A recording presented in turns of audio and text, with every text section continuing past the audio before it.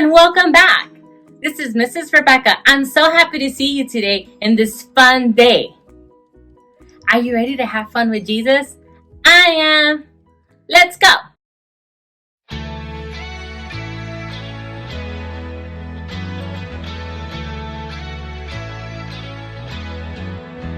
I'm reading my Bible, and this is what it says to me. It tells me that I'm never ever alone. I'm learning how Jesus came down to us and gave his best. Without a doubt, the best friend you'll ever know. Our God knows exactly what I need, so I remember this. Let's go! When you ask, he cares. When you seek, he's there. When you knock, knock, knock, knock, knock, God opens up the door. When you ask, he cares. When you seek, he's there. When you knock, knock, knock, knock, knock, God opens up the door. Oh, oh.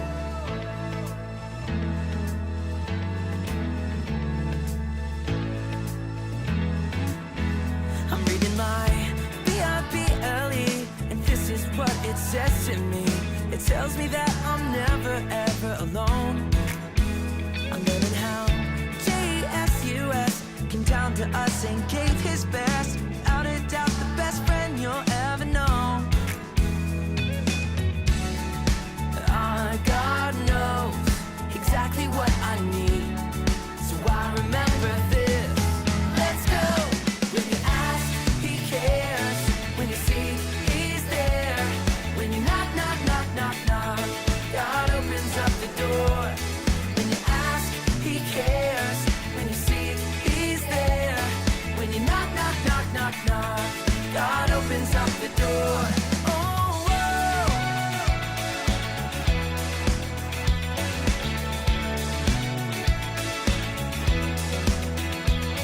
When you ask, he cares. When you seek, he's there.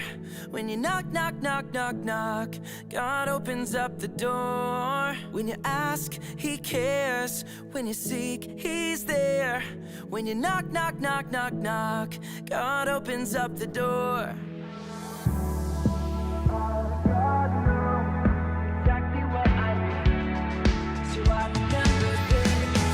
Let's go! When you ask, he cares. When you seek, he's there. When you knock, knock, knock, knock, knock, God opens up the door. When you ask, he cares. When you seek, he's there. When you knock, knock, knock, knock, knock, God opens up the door. Oh, oh.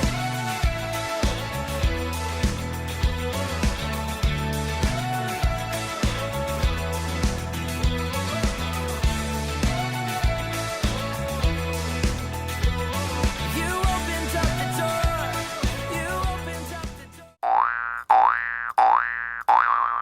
Ephesians 4:26. In anger, do not sin. Ephesians 4:26.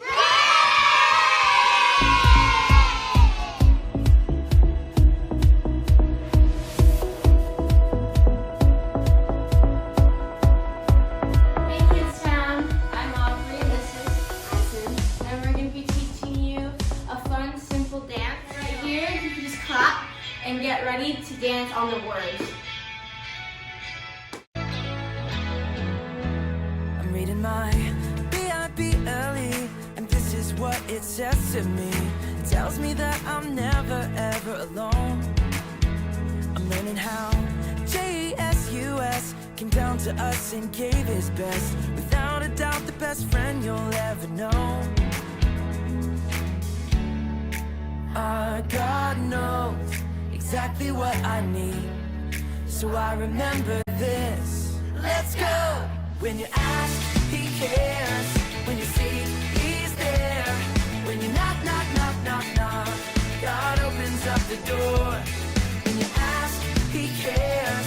When you seek, he's there. When you knock, knock, knock, knock, knock, God opens up the door. Oh, oh.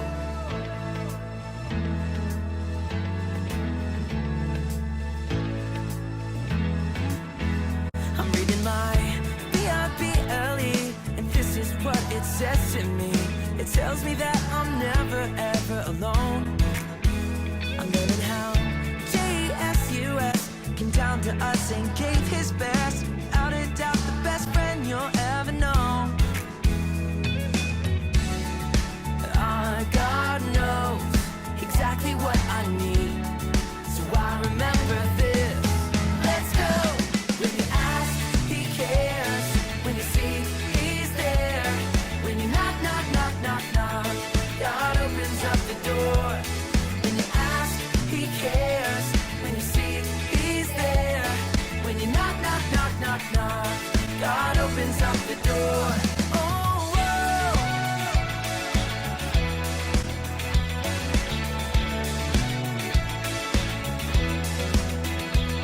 When you ask, he cares. When you seek, he's there. When you knock, knock, knock, knock, knock, God opens up the door. When you ask, he cares. When you seek, he's there. When you knock, knock, knock, knock, knock, God opens up the door.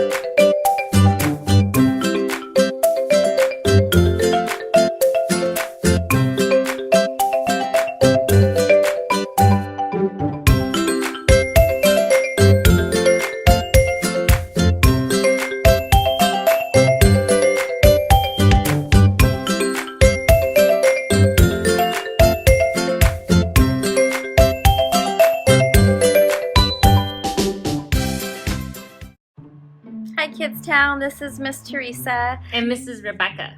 So Miss Teresa and I are going to talk to you about an account, a very good account in the Bible, where we see how people got angry and how someone got really mad that disobeyed God. And we also see the love of God.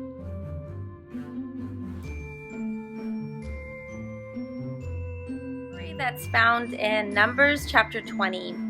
In this chapter, God uses Moses in a very, very special way. You're right, Miss Teresa. God did use Moses in a very special way. You know, I don't know if you guys remember, but remember that they were in the wilderness for 40 years? And by this time, Moses had millions of people with them, and he was in charge of millions of people. He's leading the people to the promised land, and they come across, I guess we can say, a bump in the road where the people started to be stressed, Impatient, full of anger, upset, and frustrated and worried because they had no water to drink.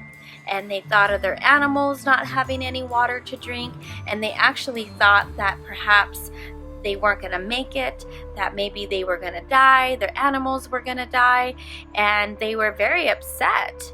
And they started to question Moses, in a sense question God on why they were there, what they were doing, and is this what God brought them? So they continued to complain, and they were complaining to Moses. Moses was thinking, ugh, here we go again. 40 years wasn't enough. God fed us. He's taken us out of Egypt.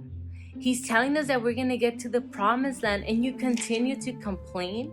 You continue to forget about what God has done for us. My sister died, Moses was thinking, and you're coming to me because you're thirsty? What about my feelings?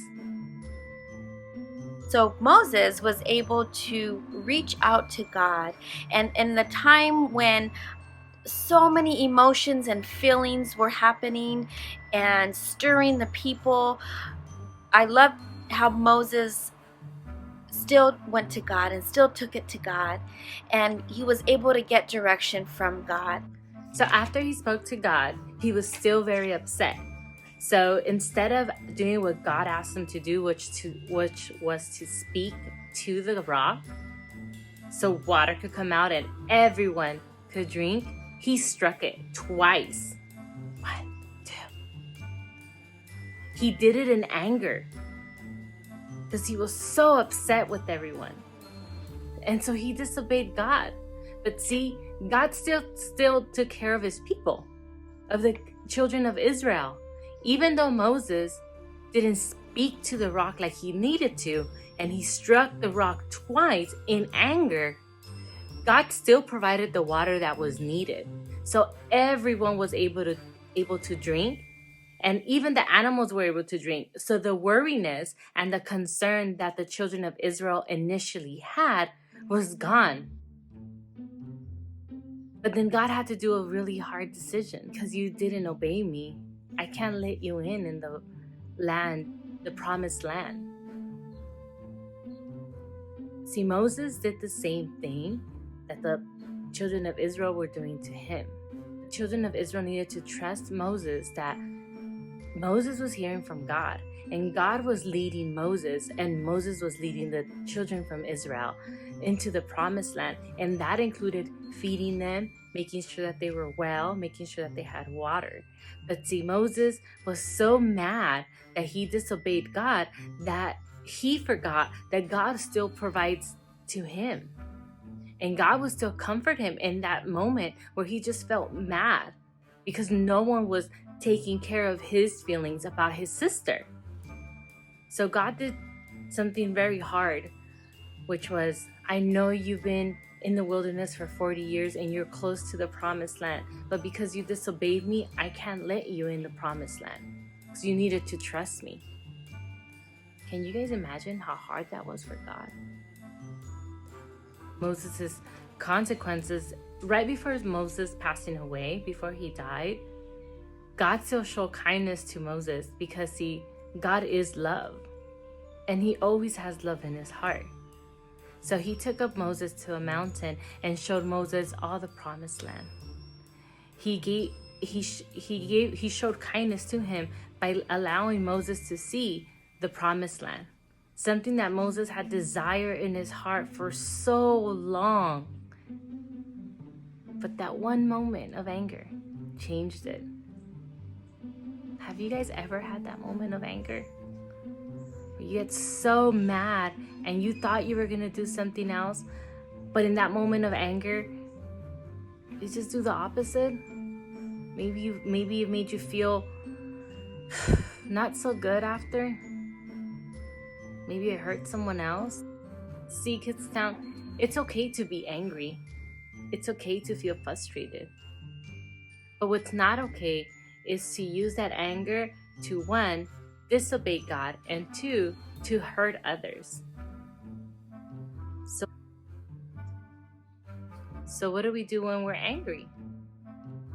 So count to 10. 1, 2, 3, 4, 5, 6, 7, 8, 9, 10.